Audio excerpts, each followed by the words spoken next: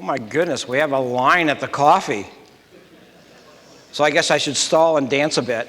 So maybe we all might want to get a dishwasher or a washer and dryer. I think that's pretty important.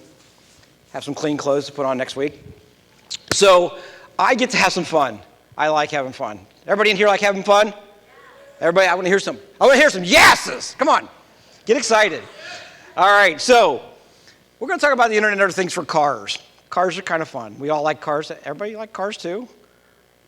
One of my favorite things since I was a younger person. So first off, we're going to do a little kind of level setting here. Talk about what the Internet of Things is. So I like to think of things as the things I might have in my pocket, things I might have in my car. They might be embedded in my car, things I might have embedded in my dishwasher. That's a novel concept. That my dishwasher might talk to me. That's a scary thing to me. But as kids, we all grew up and we kind of learned that there were like fun things that we had around, like the little book you opened up that had aluminum on them, and when somebody opened them up, they got the snot knocked out of them. Well, you don't have to do that now with the book. You can put it in something else and kind of shock them a little bit. It's kind of fun. That's the Internet of Things. Something embedded inside of something else. Kind of fun that we can have with this. Now, who knows much about machine to machine? This is a novel concept that's happening. It's taken over Europe, Asia, the rest of the world, including the United States. We're starting to really get engaged in this. Machine-to-machine communications. So this is a scary thing. This is a scary thing to me, but it has to have the right parameters. We're going to talk about parameters here in a little bit, but the right parameters. If I have for example, if anybody in this room have a pacemaker? Any volunteers? Or is that PII? I'm not allowed to ask that. I'm sorry. So if somebody has a pacemaker and they have it in their chest, I can go from this because my father had one. When he first had one early on, we went to the doctor on a monthly basis. They monitored the pacemaker. Is it doing the right things? Is it controlling his heart? They unloaded the information off of it. And then later on, they came out and said, okay, Mr. Varney, you can now do this with your phone. And they put an X on his chest where he had to hold the receiver of the phone. Now, my dad, being my dad, made that a permanent marker, first off. So every time you saw my dad without his shirt on, there was a big X on his chest where he held his little thing up there. But now we're talking about taking and doing this over a wireless internet connection, a wireless access point in the house. So what scares anybody else? It's wireless, but B, if somebody gets a hold of that wireless communication, now it's a life or death connection. It's not just I can make your car wreck go faster or slow down or stop. I can stop your heart. This is a little bit more serious to me. So we're actually working with the company that makes these devices, if you guys ever heard of Medtronic, to encrypt and create a model around that to manage that connection. We're going to talk about that as well. So kind of a base setting, machine to machine. I'm machine to machine. There's nobody in the middle. Absolutely nobody. So we've got to make sure that's a secure connection. Next, this is relevant to every industry. You've talked about devices for the home today. I'm sure you guys have talked about internet security or network security around the houses. What else have we talked about today? Volunteers? What did you learn today? Security. All right, I like security. Security's near and dear to my heart. So there's a lot of things where the Internet of Things is relevant. And the relevance is that we're all going to get involved with it whether we like it or not. It's not going to be optional behavior.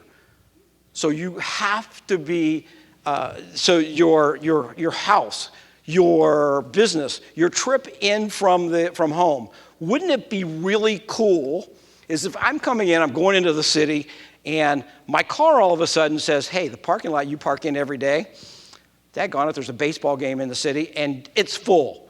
Go to the next parking lot. Wouldn't that be really cool? I wouldn't have to go up to go there and go, oh, darn, there's a full sign. But I could go to the next parking lot, or maybe a third parking lot. It could reroute me around traffic based on some construction or an accident.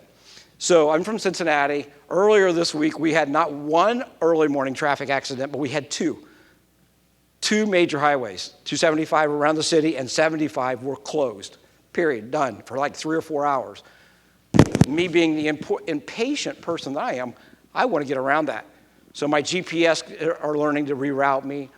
But if the city had that sort of sensor system, said, okay, this road is closed, you can do that a little quicker, this is where I think we're going, and it's really good stuff. So we're going to talk about a little history as well.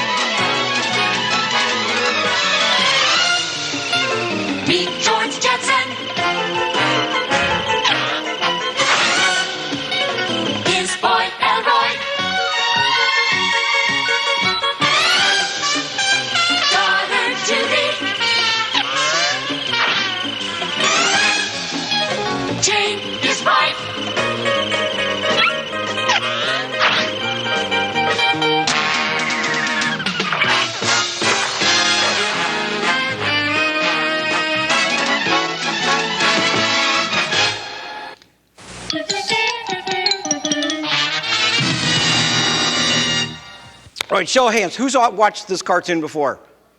Everybody. This was started in 1962. Think about the vision that this guy had, and we're trying to get there, right? So think about this vision. Now, what happened in 1962, since 1962 between and now? Think about what just happened. So we've got GPS positioning for moving people around. We've got, in 1962, we knew who the bad character in the cartoon was. We knew who he was. He was the guy dressed in black. He was this nefarious-looking individual. You were always afraid of him. He was going to tie you up and throw you on the railroad tracks. But today, I don't know any of you. You guys could all be bad guys. You guys could be sitting back there hacking my PC while I'm walking around. This is what creates the scariness around this cartoon and vision. It really is. How many people have been to Blackhat? A couple of you, maybe? Or maybe even been to the GERCON over in Grand Rapids. There's a lot of hacking stuff going on. We don't know who the bad guy is anymore. He could be somebody in your neighborhood hacking into your wireless access point. He could be doing other things that you don't know about. These are things that we never saw in 1962.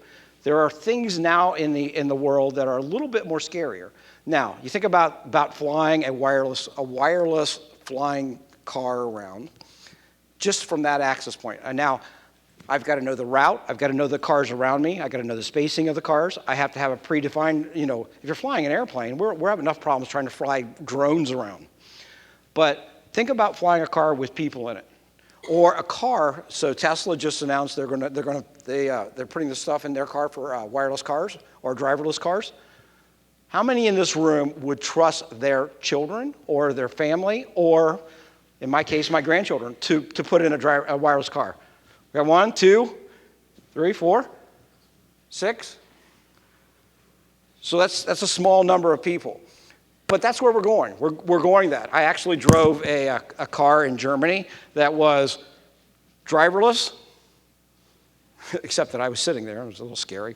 But I drove the car, put it on cruise control. The car drove down the road. And if you guys have ever been on the Autobahn in Germany, it is no speed limit. So the car would go absolutely as fast as it could when there was nobody in front of it. I think my miles per gallon or miles per liter or kilometers per liter was really low because every time a car would get out of the way, the car would go, boom, a little scary. Made me want to reach up and grab the wheel or turn the thing off, which I could have done at any time. But you think about that, and you're driving a car, you're maybe sitting in the back, totally distracted. But you think about distracted driving, it solves the distracted driving problem. If I'm doing my iPad or my cell phone, doing text messages or taking pictures, I can do that with this. But when cars got next to it or around it, it had proximity sensors all the way around the car. They would tell me somebody was over here, and it would try to center itself in between the lanes when I was in the middle lane. It was fun. But there was a model around securing that particular individual car. So I know how that worked, and we're going to talk about that today. So threats and breaches, things that scare us all. Heartbleed, people that are taking things out of the system by memory that's exposed.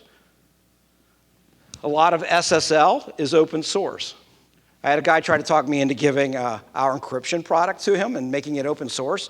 And I was like, what part of yesterday did you not see where Heartbleed was out there? Now, I'm still trying to figure out who makes these names up, like Poodle. Is Poodle a nefarious like character? I don't know. I don't see that being a nefarious character. But things like this, these are things, Stuxnet, that are out there. People are trying to figure out how to get massive amounts of data, and it causes us to have to rethink the George Jetson vision, right? I have to think a little bit differently now because I got to make sure I secure things. Now, elements. So there's edge elements. Sensors, actuators. If I'm in my car, I've got brakes, I've got engine, I've got fuel, I've got proximity around me, my air conditioning. Now we've got cars out there with their own wireless access point in the car. And quite honestly, in my opinion, people who hook that wireless access point, since there's not a standard, if you're hooking that wireless access point to a point where it can actually access the elements of your car that are controlling it, like the sensors, this is a common sense flaw. If I have a wireless access point that somebody could possibly get to and I can hack into, and that's connected to where I can control my brakes or my acceleration. And oh, by the way, if anybody goes out on the internet, there are instructions on how to do this. You can actually, some people have helped the hackers out a little bit, and there's actually instructions, tells you what you're going to do with what car and how it's going to affect the car. Now, do we want to cause somebody to die? I don't, but there are people out there who might want to have this effect. So if you think about the sensors in your car, then you think of the devices that are there. So a sensor is a small thing, a real small thing. And inside of the small thing, I want to put something to help secure that. What might that be? Any ideas? Connection to, think PKI. Think of what you might put there to identify what that is. Digital certificate, maybe? If you're putting a digital certificate on a smaller cert so that I can identify what that is and I can connect to somebody else, we can do the public key infrastructure, public-private key, so that I can validate that I'm allowed to talk to that sensor and get that data. Interesting how that works. Gateways basically just they facilitate communication amongst disparate devices. And then in the core, we have to collect all this data. And I heard some questions, interesting questions about what are you doing with the data you collect from the dishwasher. Now, I'm not sure what data we're going to get from a dishwasher other than maybe I washed a lot of forks and knives and maybe a plate, and maybe the things that I was putting in there would tell the vendor that, I didn't pre-rinse my plates first, which I kind of don't do at all, but that's a whole different thing. But analyzing the things, how the thing is working. Are my brakes being used too much? Is it time for me to get my brakes changed? Now, interesting things. I have a fairly new car. It is connected via its own private link. And I did not get home from buying that car before I got my first alert from the vendor. Now, what had happened, it kind of went off in the middle. It says, you need to push the button and call your satellite service provider. So I pushed the button, and the lady says, well, we have an alert that your car doesn't have something properly hooked up. I was like, oh, that's interesting. I'm driving. It's a little scary.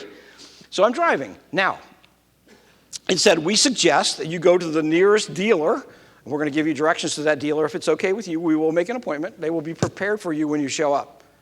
I literally drove to the dealer. I walked in and I said, my name is Jack Varney. The lady said, oh, Mr. Varney, we're waiting for you. Pull your car over there. 15 minutes later, they had replaced something that when they manufactured the car, they didn't completely hook the wires up, but they completely replaced the sensor. Now, this is awesome, right? This is what I call service. But also, I was scared because they didn't do that test before it left the plant. I would have thought, we would have thunk, yeah, You would have tested this car before you sold it to me. So this is what I mean by automation, Internet of Things that's going on. So when you're building a foundation, I like foundation. If I want to trust something, I create a root of trust. It's kind of like the foundation. How many people own a home? You have a foundation in your home, right? You trust that the foundation is there, it's going to hold your house up, and it's not going to fall down. I happen to live in a log home. In case you guys don't know and never done this, the weight ratios of that, you have to have a wider foundation for a log home because of the weight of the logs. So when I was building the house and I was doing this research, my foundation was, normal walls are like 8 inches thick. Mine are 18. So I've got a much thicker wall, which led to lots of things down the road. But I got a much thicker foundation, a little bit more secure. Now, my foundation of cars has to revolve around managing a public key infrastructure, which is, by the way, the best way you can positively identify something to and from things. So, for example, if you're flying and you're in the air and you're back in the back and you don't really know what's going on, but the plane has an issue and it needs something from the ground. What happens is the ground initiates a connection, a public key kind of infrastructure, public-private key infrastructure, talks to the plane. Plane says, yes, I'm this digital certificate. This is who I am. And, oh, by the way, who are you and what are you trying to do? So they validate that they agree to talk. Now, what happens in the middle is I create an encrypted tunnel to that plane, and I send them a new route. I send them an engineering change for something that might be failing. These are things we're doing. Think of race cars, Formula One. A couple years ago in Brazil, there was a team that was prepared to win. In the beginning of the race, there was an accident, a little oops, as happens on race car tracks. But what happened from there was the sensors they pulled the sensors off, they pulled the sensor data, and they started monitoring the data because they needed to get a certain amount of points in order to win the Formula One championship. So they would put layers of tape based on, because they could measure airflow over the car, under the car, braking, acceleration, et cetera. And so they put duct tape, Boy Scouts honor, duct tape, on the car until they got it right to create enough airflow and dynamics to get them in a position to win the race. All by the sensors. Let's see, do I have a prize? I don't know whether I have a prize or not, but anybody want to take a guess at how much data they collected from that device over the 2-day race? Wild guesses. 50,000 what? Electrical volts. Anyway, so they created 7 terabytes of data. Now, you think about the storage. We're talking about the storage and the analytics that went along with that, right? So, in order to effectively manage a foundation around these devices, there's something called an HSM, hardware security module. What does a hardware security module do for you? It is effectively a box. It's like a safe deposit box for those that have safe deposit boxes. It does nothing else for you except store stuff. If something else is not talking to it, telling it to rotate the keys or manage the keys, delete a key, the life cycle of a key, it does nothing else for you. It's a safe deposit box. You have to do something. And then you have to manage the keys. In my brief common sense mind, I try to separate church and state. I know that might be a religious thing, and we'll go there in a minute. But the point is, where are the keys to your cars? We all like cars. Where are the keys? I don't know, I think mine's in my pocket, right? I think most everybody's either in their purse or their pocket. You have it with you. It's not where your data is. So in the advent of cars and collecting data, or the Internet of Things, or the cloud services, if I'm going to create a foundation of security and trust, I'm going to take the keys, I'm going to put them someplace separate from the data. And we all know that the government likes to do a fun thing. They like to issue a gag order subpoena. What a gag order subpoena is, in case you don't know, it is you can't talk about it, but I'm going to take your data. So you face punishment if you actually let anybody know you do that. And then what happens is your data could become collateral damage in a cloud service, or they took it. But guess what happens? If I have this foundation of trust, this trusted foundation, then I don't care anymore. I really don't care. You took my data, great, it's encrypted, you can do whatever you want to with it. If I delete the key, it's no longer good to anybody, but I can restore my service and move on. So I have a foundation of trust that I know the data that's important is encrypted. Now, you got to make sure that all kind of happens in an appropriate manner. I don't care about all of my data. I care about the data that's important. Maybe I care about my brakes. I care about my engines. I care about performance and airflow in the Formula One instance. These are things I care about. So what makes the Internet of Things different? So what makes it different is that it affects everything. It affects my cell phone. It affects things in my house. Does anybody have a doorbell that has a picture that you can actually let people in and out of your house? Anybody have one of those? Well, $50, you guys can have one of these. You can go to Home Depot. It works. Hooks to your wireless internet. Now, I was talking to a group of people in St. Louis, and I asked this question: where are the keys to your front door? And this one lady, she says it's under the mat. I'm like, oh, really? Do you have anything important in your house you don't want? I can send the people over while you're here, and with a truck, it's all good. But so afterwards, I'm talking to her, and I had one person that held her hand up, and a couple things I learned in talking to her. 5-minute conversation. First off, she had a son who often forgot his key and couldn't get in the house, so she left the key under the mat so he could get in. Now, first off, my personal opinion, if he sat on the doorstep for a couple of times, he might remember his key a little bit more frequently. But my second opinion was that she told me about was she had a stalker.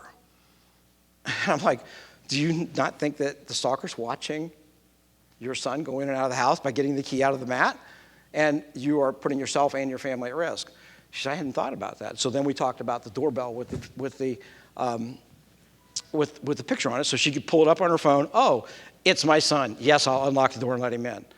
Took control of the situation, a lot more effective, but leaving the key under the door. So these are the things that affect. It affects everything. It affects my data, affects my satellite communications.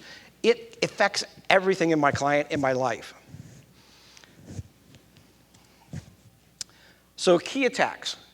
So we talked about this a little bit. So why do people take data? They take data for a couple reasons. First off, if it's an international service, I could disrupt electricity. So a couple of months ago, or back in February, I took the leap. For my birthday, I gave myself something really cool: solar panels. Anybody else think that's cool? It's pretty cool. So, but the question I asked the sales lady is, because she told me she's going to hook this up to the internet, and they can monitor them, they can control them, and all that kind of stuff. And I said, so how are you securing that communication? She said, huh? I knew we were in trouble at that point. So we talked about that. And it's the same thing with a car. If I put a solar panel on top of a car, who's controlling it, who's monitoring it, and who's measuring it?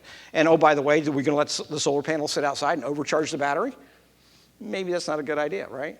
So we talked about it, and effectively she came back and she said, well, we don't do this today, but I think I can introduce you to our CTO, and he'd be happy to talk about that.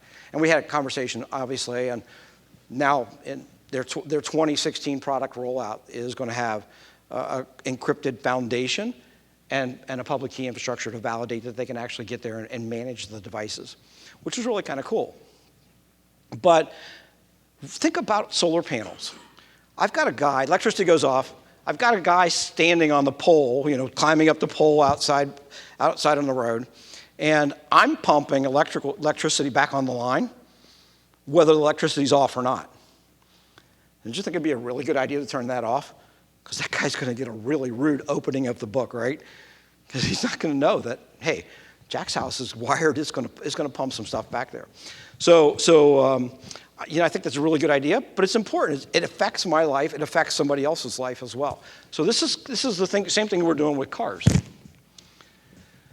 So building a trust. So when we think about Internet of Things, we think about compliance, business compliance. We think about security, encryption, And there's lots of regulations that are coming.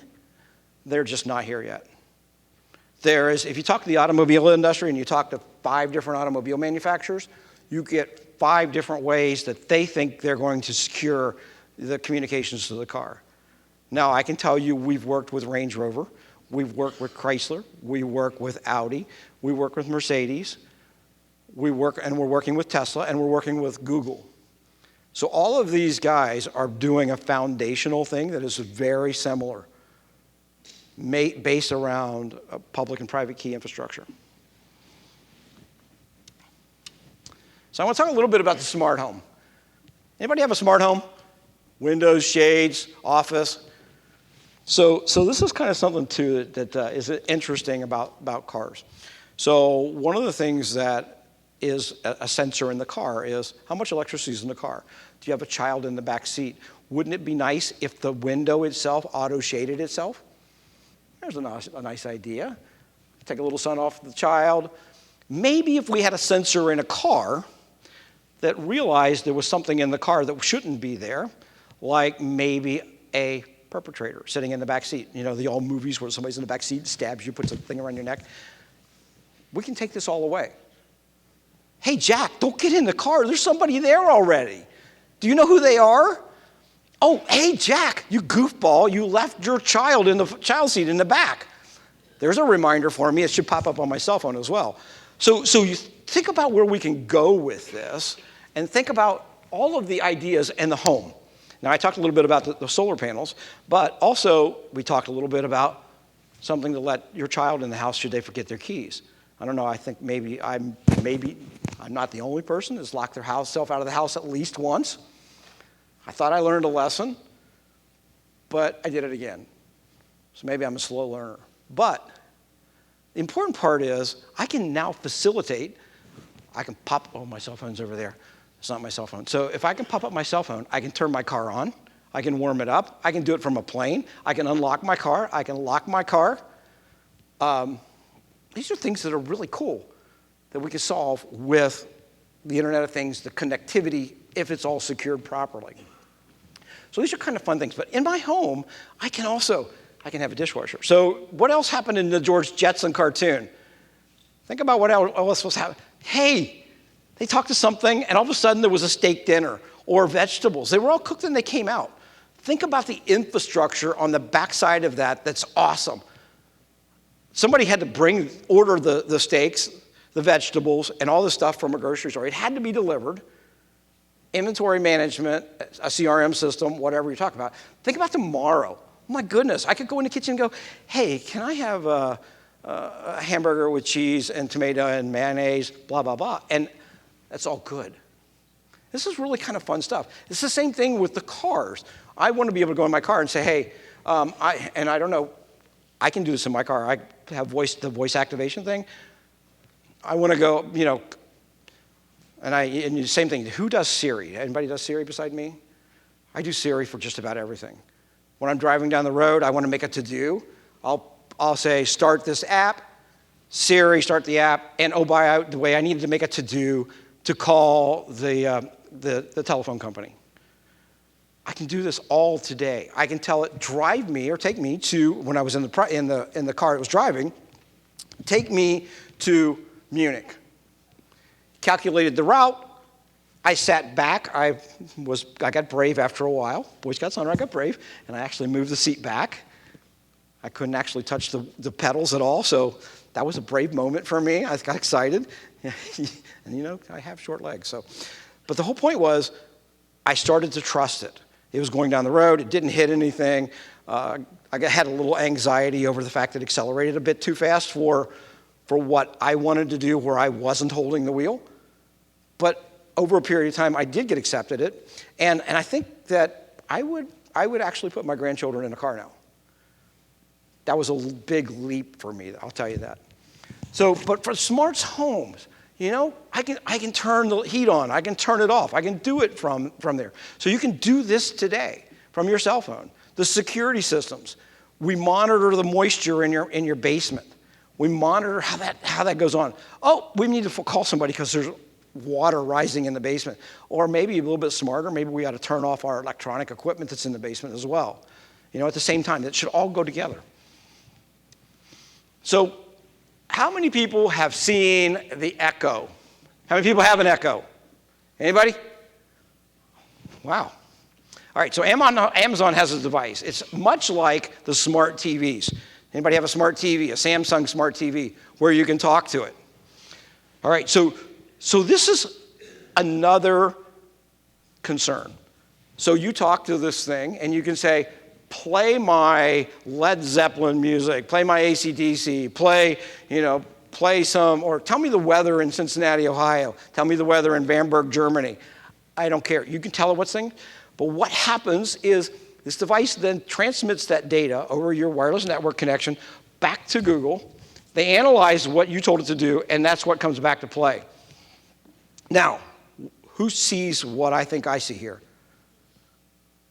Anybody? Pardon? The thought police. The thought police. The thought police, absolutely. Well, absolutely. So they're hearing everything that goes on in a conversation. So I went into a meeting, I sat down, and I'm sitting there, and I'm a fairly, I won't say I'm really observant, but I'm a fairly good observer. And I looked over, and there's one of these things sitting on a credenza. And I went, whoa, well, dude, this is really not a good idea.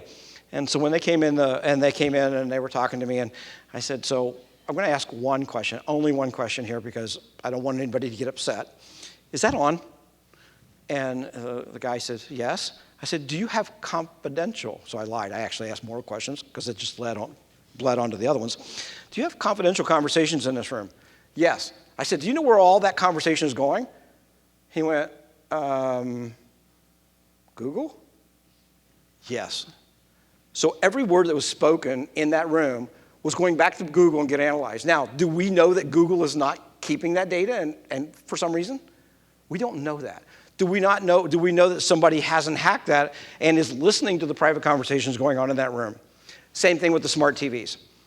You got to be careful with these things. The poor lady that was it Miss America that somebody sent an email to, she clicked on it, got hacked, and they were taking pictures of her in various states of disrobe, and then she started getting blackmail emails. They hacked her camera. You got to be careful, aware of what is around you. So while we create lots of great fun things, cloud things that I love, the Internet of Things, I can control things. Who was the control freak I was talking? I was talking to the lady out there. She's a real control freak. She said, I don't want anything. I want to be able to. I don't even use cruise control in my car. I want to hold the steering wheel and make sure I have everything in control. I think we're all kind of control freaks, but I like to be able to do it from elsewhere. So the connected car. We've talked a lot about a lot of different things, but the connected car, the fact that I can sit in my car, I can ask for directions, I can ask for the weather, I can ask it to play my favorite songs, I can tell it to take me someplace, I can tell it to move my seat back, I can tell I want seat warmer level 3, and the car will turn on my butt warmer. My granddaughter really loves that feature. As soon as she gets in the car, it's seat level 3, please, seat warmer 3, and I'm like, oh, come on. It's 90 degrees outside, but she still does it. So these are things that we talk about. Where is my car in the parking lot? I don't know. It's a little car. If I had a bigger car, maybe I wouldn't lose it in the parking lot, but finding my car, where's my car? Where's the location of my car? Finding my watch in the car. Anybody have a Apple Watch? So if you have an Apple Watch or an Apple phone, you can bind one or the other devices. You can have that feature on there so that you can say, oh, where did I put my watch? But so these are things that are coming with the car and creating that level of trust. Now, we're talking about it here from a public key infrastructure. Let's see, I have a pointer here someplace. So if I think about the public key infrastructure, this is where the data is all being stored. Every connection here, I send a request to connect to a private key. Am I validated? Yes, no. If I'm not, I want that to stop. So if I'm driving down the road and I'm in Jersey or New York or even in Indianapolis, somebody could be standing there on a road, and if they're close enough to your car, they might be able to intercept that communications. So we don't want that to happen, but we want to make sure that this guy is here and this guy is here. So that when they connect, I'm good. I trust that Bob is sending me some data that I really need. And as we do this, we want to do something called multi-factor authentication. So authenticating an individual. So have many of you thought about, I read an article 2 weeks ago about the millennials saying, you know, if it created better trust and better security, I would be okay with an implanted chip. There's an interesting comment. You'd be okay with that. So you think about that. I authenticate myself to a car. I mean, we already walk up with near field communications with our cell keys or our keys normally. I can walk up behind the car or the truck. It says, oh, okay, it's Jack. I can push the button, and it'll open the tailgate or unlock the doors. And I don't have to take it out of my pocket or anything. You just have it with you. So there's Bluetooth ways to do this. There's near-field communications to do that. And, oh, by the way, if I have something in a chip, it's good.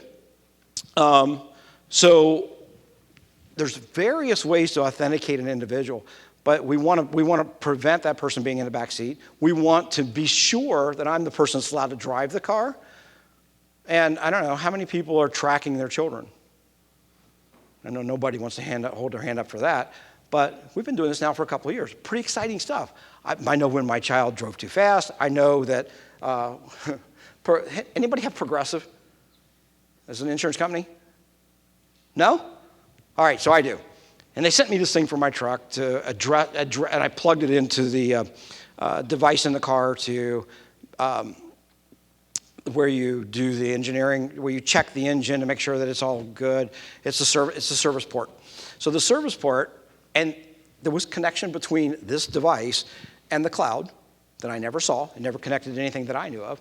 But when the next time I looked at my plan on Progressive, it told me when I accelerated too fast, when I stopped too fast, and it actually even told me when I broke the speed limit. So you think about that, and you think that to your children and your children's children, how that's going to go, and how we manage that. You know, for example, I may have a rule here when my child authenticates into the car is governed automatically. It will not go over the speed limit. Wouldn't that be a novel concept to take away all the fun of the children? But it would be a novel concept. All of a sudden, I'm telling the car, Jack's allowed to drive 70 in a 65, but the children can only drive 55. I don't want them even doing the speed limit. So I want to slow them down a little bit. They can still get in trouble, true, but I can manage it via a rule based on the authentication.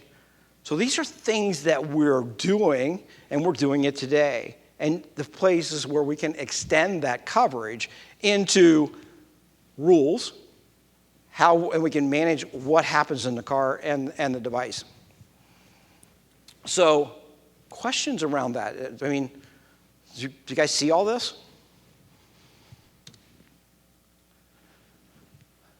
So building that trusted infrastructure requires a multi-factor authentication, some way to authenticate the individual. It requires an HSM, which is a hardware security module, and it requires something to manage your keys, your encryption keys. And as I said before, I kind of breached church and state, but I want to separate the two a bit. I want my keys to be someplace different, and that's my own personal opinion. That's not a rule, but it's a best practice. And lastly, I want to be able to manage the amount of data that's coming through. I want that to be secure. So when somebody is sitting out here analyzing the data that they collected from my car, I don't want somebody to breach them and take that data. I want the data to be encrypted as well. So I remember you guys asked some questions about the data for the dishwashers, and those devices. But think about that. I mean, all of a sudden, I don't know, I'm washing dishes at 2 o'clock in the morning because I set a timer. And that's great. It didn't wake me up. But now somebody knows I'm doing this at 2 o'clock in the morning. So the gas and electric company can say, hey, Jack's doing 2 o'clock in the morning washing his dishes and drying them. Great. I can manage my electrical output that's going to the house I can, instead of sending it to an electric plant or storing it or letting it go to waste, I can now send it to his house because he needs it. Everybody else is asleep, so I can take from the guy down the road that's not doing anything but letting things charge in the night and power Jack's dishwasher. We get to make conscious decisions then. But that's the analytics that come out of here. Now, is that a PII type information? At this point, I don't think so. Could be. But I think that anything that somebody collects from us needs to be encrypted in some form or the other. Because I don't know what it's going to be tomorrow. I mean, somebody might take that data and say, oh, well, hey, Jack, based on Jack's GPS data in his car, and this can happen, right? So think about this just a little bit further. Jack has some proprietary information I want. I know that Jack drives from point A to point B every day, and this is the speed he travels. This is the route he takes because it's GPS data that got collected right there. This is something we have to be careful of. So while I don't think that's PII data, I also don't think it should be public knowledge that I travel that route.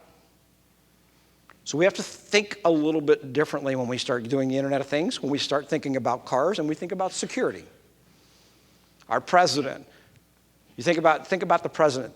They try not to publish, and there's a big to-do every time it's leaked, his flight schedules or anything like that, where he's going to be. They try not to publish that, but when it gets leaked, wow, there's a big to-do about it. So that's the same with your car. It's each of us. But it also may be used, think of the adverse of that. This data might be used to say, hey, listen, these people travel on this road every day going to work, and there's 3 million cars that go down this road in between 7 in the morning and noon. If we added another lane, I can better manage the traffic. There's an idea. That's a good consumption of the data. So we got to think of both sides of that coin when we're thinking about the analytics that go along with the data. So some questions you should ask, as I did when they installed my solar panels. Is it encrypted? Is it secure? How's it managed? And oh, by the way, can I see it?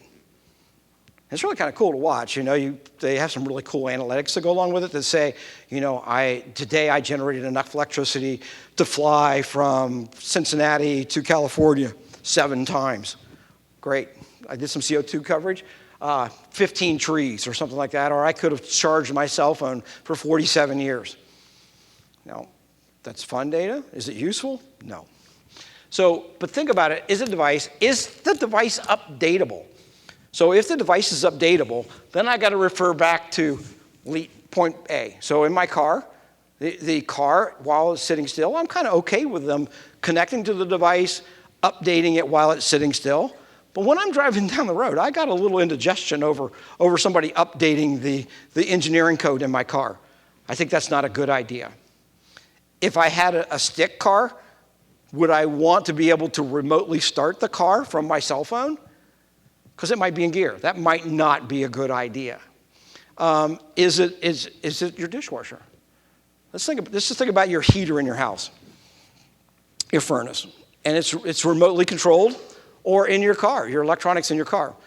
If I can turn it up so it's miserable to be there, or I can get it hot enough to waste a lot of energy, and or maybe cause CO2 emissions in your house that would cause me to be sick and or die, this is a problem. Do we want that to be able to be done? Then we talk about secure communications. That point A to point B, where somebody can grab the data, have a sniffer on the wire, be standing next to you. One of the big things is they're dropping a receiver under the car. So when you go to the car and you push your button to unlock the door, they're collecting that data. So you leave. The next day you go to the office, and guess what? They can then use the code, because they can take the code, encrypt it, decrypt it, and fix it so that they can get in your car, steal your car. High-end cars, this was happening a lot until we did all of this, saying we made it a secure device, we rotated the keys, we did a lot of different things to make sure that didn't happen. It was happening mostly with Range Rover. And then what's happening in that back-end data? Think about that. Who's using it? What are they using it for? And what is tomorrow? So that is my presentation, and now I'm open for questions, ideas, thoughts, and or abuse. Questions? Anyone? Questions? Uh-huh. I was just wondering about the interconnected car and how soon do you think they'll have a standard set? Like you're talking about the different companies that you work with. Everyone's developing their own system. How soon do you think that we might see a standard for the communication instead of each one having their own proprietary system? So that's a good question. And the question is, just for everybody to know, how soon we might see a standard for the interconnected cars. So a lot faster than I think. So the fact that the same vendor is working with each of these automobile industries to define that connection and how it should be managed and secured. So we're giving each of them the same knowledge and same model. Now we can't make them do that today because it's not a standard. It's not like not like PCI or something like that. But what we're seeing is they are adopting that as the rule and disconnecting any connections that they have to away from, in the car the wireless access point. They're taking that away from, and maybe the music connection away from connecting to the engine, and the connection that goes to the cloud is the secured connection. So we're seeing that an awful lot. So the majority of the vendors, while there's not a published standard, are starting to do exactly the same thing. Other questions? Go ahead. Get a microphone? I like that microphone. Oh, I have my microphone. by the way, it's not controlled by the internet, Oh, okay. or I would turn the volume down. I believe the statistic is that the average age of an automobile in the United States is 11 years, plus or minus. When you go to this kind of concepts with automobiles, wouldn't you expect that the turnover would increase, that this would be a highly desirable product, especially in the RV industry? And can you tell me which companies I should invest in that seem to be ahead of the curve? Oh, interesting question. So there's a couple of things, the ways to answer that. First off is it's going to be an adoption curve like everything else. So there are going to be, I'm finding the millennials more willing to do this than my generation of people. And I think that's okay, because the cars are going to go through their life and death cycle. They normally do. Now, I also drive a 1930 Model A Ford pickup truck. So if I were so inclined not to want to be tracked, I might get that car out of the garage. I am not going to. I suspect there will not be a retrofit kit for my car. At least I hope not. But interestingly enough, you think you're talking about adoption, right? So this is a cool conversation about cars. So the 1930 Model A Ford pickup truck has an accelerant on it, like a cruise control from 1930, and you can do the spark adjust on it, so you can change the spark model on it, and you can set it at 50 miles an hour and roll at 50 miles an hour. The spark is on the column, and it adjusts how often it goes. It's a good question, though. But I do have a cock that I have to turn on to turn the gas on and off, so it's kind of interesting. But it doesn't. But it also has flow through air. You push out the bottom of the windshield, and we got air running underneath the windshield, and it blows through the car to keep you cool. So, but some of the stuff that's in there is very relevant to what we later called cruise control. So we can make the car travel at the same speed and push a button.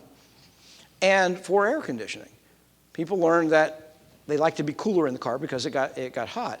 So while it's a 1930 and it doesn't have the retrofitting of an air conditioner or cruise control, it does have some aspects of those, the early adoption part of that. I call it an early adopter. My granddaughter loves the car. She made me promise to give it to her when I die. And so the first thing she told me, though, was, Papaw, the car needs a radio and it needs seat belts. So to your question, what people are going to say as they go forward when they start seeing the cars that are coming out now, they're going to say, that car needs to be retrofitted with a GPS satellite positioning system. So these are the things that are coming forward. You think about that, and the Google cars, Tesla. There's a company in India that's manufacturing just a bucket load of little cars in India, but the things that they're putting in them are high adoption things like GPS positioning. They're starting to put in the self-driving components of it. It's the mass production of the cars. I'm trying to think of the name of that company in India, but it'll come to me in a minute. Pardon?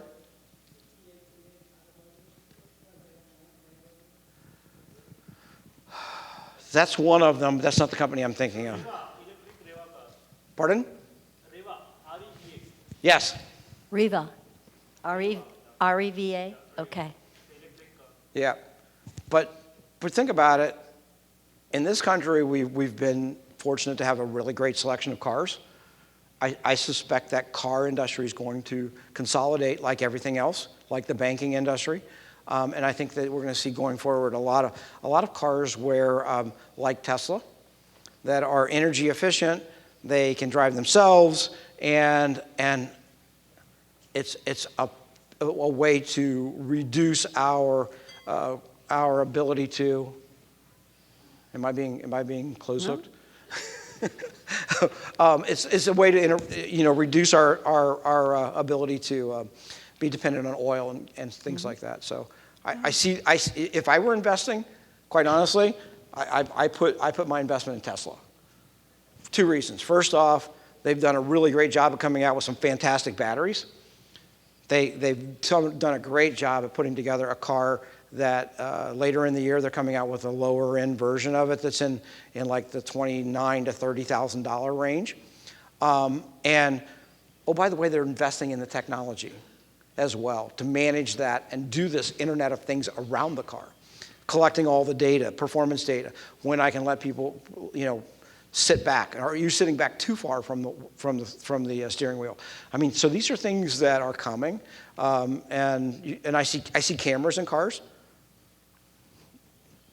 A lot of people might not like that, but it's kind of like the police cam. It'll be in the car. I think that a lot of data will be collected in the car, whether all that data gets uploaded in real time, but it'll at least be stored on the car, as just like in an airplane with the black box. So we're already doing some of that stuff, but we're not in the general domain of cars. Are you aware of any RV makers that are sort of coming up? I think that leisure market. So interestingly enough, driving over here from Chicago, I did notice off the highway there is a RV and motorhome. Yeah, I'd never seen that before, or maybe I just never noticed it before. But I don't know of any RV manufacturers that are doing this at this point in time. But what I do know is that if you think of 5 years ago, if you wanted an RV and you wanted internet service in there, you put a satellite dish on the roof, and when you park someplace, you did positioning for DirecTV and your satellite service. I do know that that is a much cleaner process now. You don't have to put the thing on the satellite, but they're also collecting the data. So there's a lot of analytics that are coming into the RV. I'm trying to think of the RV manufacturer that we're working with to secure the RV itself, not just collect the data, but securing the RV. So it's around the perimeter, it's around what's in the RV, and it's about the locking. Mm-hmm.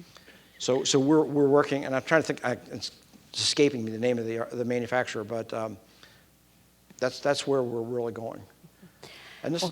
Thank you, Jack. I think we're heading to the time where we need to take just a very short break. But Jack, you'll be here during break time, so you can more questions if anybody has it. Lauren, I think you might want to make an announcement, and then we'll take a quick break. Thank you, Jack.